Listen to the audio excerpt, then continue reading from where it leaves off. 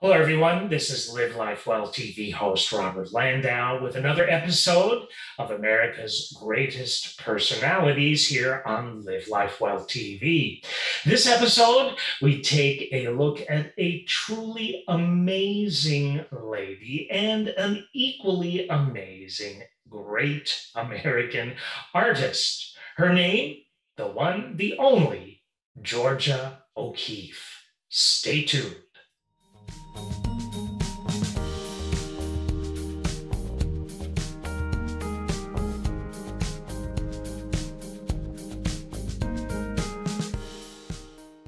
The great Georgia O'Keeffe once said, "Where I was born and where and how I have lived is unimportant. It is what I have done with where I have been that should be of interest." And while that may indeed definitely be true, let's take a brief look at Georgia's amazing life and what she did with it. Georgia Toto, Toto, O'Keeffe was born in a farmhouse on November 15th, 1887, on a large dairy farm outside of Sun Prairie, Wisconsin.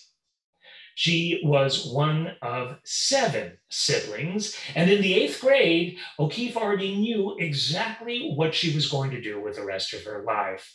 How amazing is it when in 8th grade you already know what your true life's calling is and what your true passion happens to be. She didn't even know how the idea came to her. She just knew that creating incredible works of art would indeed be her passion, would indeed be her true life's calling. At 16 years of age, Georgia already had 5 years of art lessons behind her. One particular teacher told her she should just paint whenever the spirit moved her. All the other students in that class felt it was unfair that the teacher would let Georgia do whatever she wanted, and they had to do whatever the teacher wanted. To this, the teacher said to the rest of those rather agitated students, "When the spirit moves Georgia, she can do more in a day than any of you can do in a week." Probably very true. I'm just not sure how the other students might have felt about their teacher saying that to them.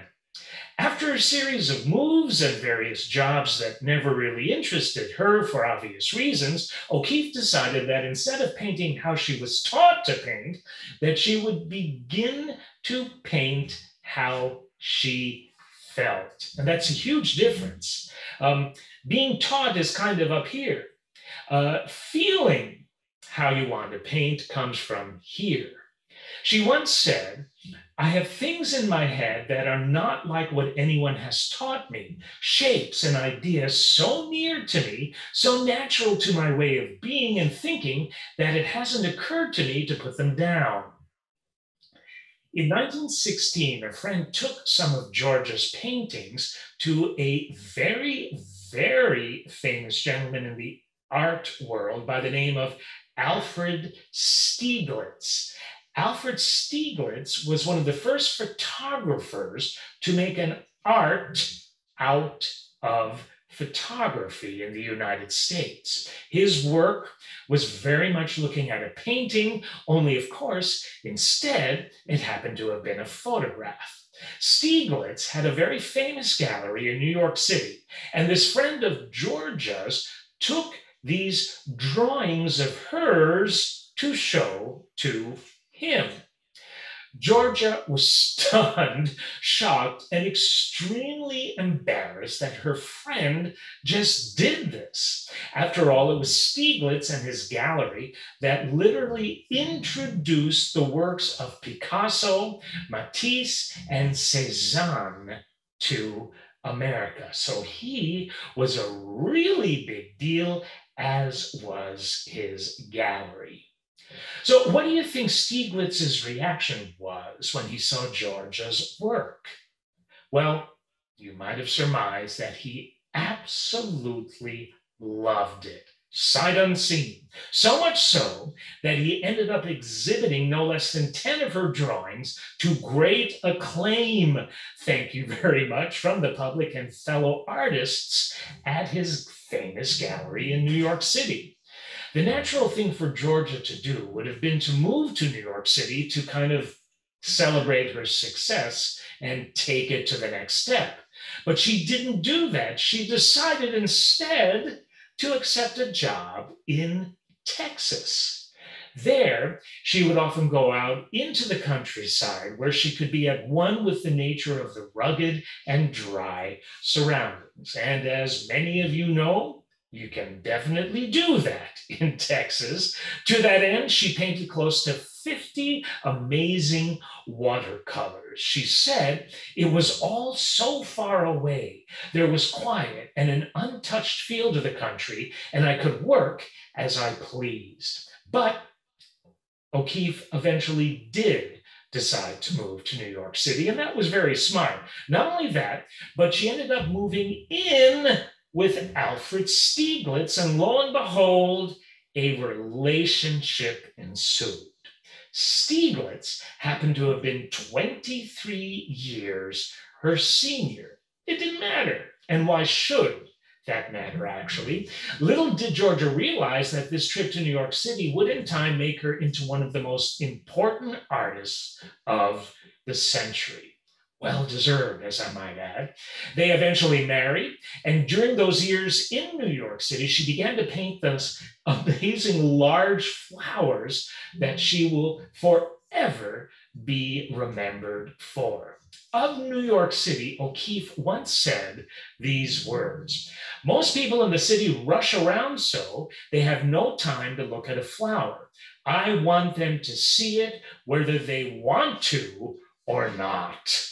These very unique and special paintings were first exhibited in 1925. With that said and done, Georgia O'Keeffe had, thanks to Stieglitz, become a famous and sought after artist. One of her flower paintings would often sell back then for no less than $25,000. And if you think of it, that's no mean feat in 1925.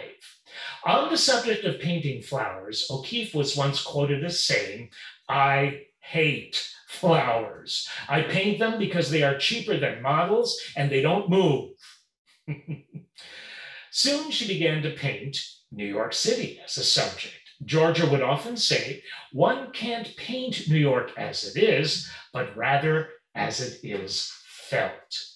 Feeling restless and hungry for new inspiration for her paintings, O'Keeffe felt a longing to make a trip out to Taos, New Mexico, because she wanted to visit a good friend there. Would Stieglitz go out to Taos with her? No, but there was a very good reason for that. Stieglitz hated change, and on top of that, did not like to travel. He always wanted to stay in New York City. Well, as you can probably imagine, Georgia immediately fell in love with New Mexico. So in love with New Mexico was she that she decided, get this, to purchase a Model A Ford, found someone to teach her to drive it because it wasn't that easy, and did so whenever she would return to New Mexico, which happened to have been often. O'Keeffe would take the dangerous back roads, find a location to paint, take out the back seat of her Model A Ford, and set up her canvas in that back area. Now think of it, those roads in those days were pretty rough, and I'm not so sure how good the suspension was on a Model A Ford. Model A was before Model T, so I bet she got bounced around quite a bit. Her paints were probably very well mixed because of that. And you know what? I don't think she could have cared less. She was so in love with New Mexico. She would have done anything to get to where she wanted to be, to feel the surroundings and paint them. When Stieglitz died in 1946, Georgia moved to New Mexico permanently. She later said of Stieglitz these words: "For me, he was much more wonderful in his work than as a human being. I put up with what seemed to me to be a good deal of contradictory nonsense because of what seemed clear and bright and wonderful." In 1934, she just happened to visit a ranch 120 miles north of Albuquerque and immediately knew that she would spend the rest of her life there. She said, "All the earth colors of the painter's palette are out there in the many miles of Badlands." D.H. Lawrence, Charles and Anna Lindbergh, and Ansel Adams, among many other notables, were frequent guests of Georgia at her ranch. You have to remember that New Mexico then is definitely not the New Mexico that we know now. Everything was different. For one, the New Mexico of Georgia's time had few of any paved roads, as I said before. Did she have a telephone and other utilities at her disposal like she had in New York City? Absolutely not. If you moved to the New Mexico of those days, you would have to be fully prepared to live a mostly nomadic lifestyle and existence. Was O'Keeffe up for the challenge? You better believe she was. It was so her. It was like looking at a reflection of herself, of her passion of New Mexico. She once said these words: "You know, I never feel at home in the East like I do out here, and finally feeling in the right place again, I feel like myself and I like it."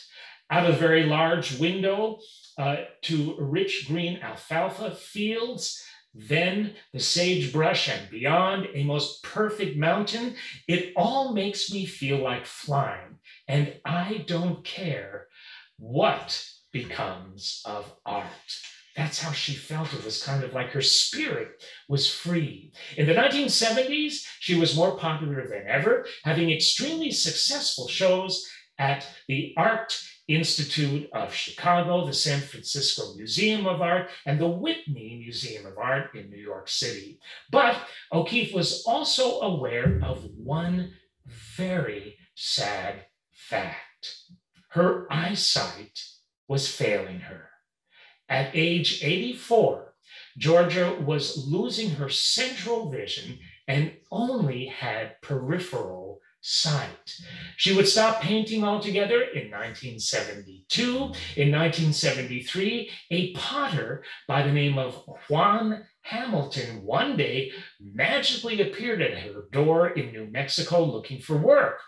Georgia hired him on the spot for a few odd jobs and would end up hiring him permanently shortly thereafter. Much younger than she, Juan ended up becoming O'Keeffe's closest friend and confidant, as well as being her business manager, all the way until her passing. In 1976, Georgia wrote a book with Juan's help. The volume was all about her life and special take and outlook on art.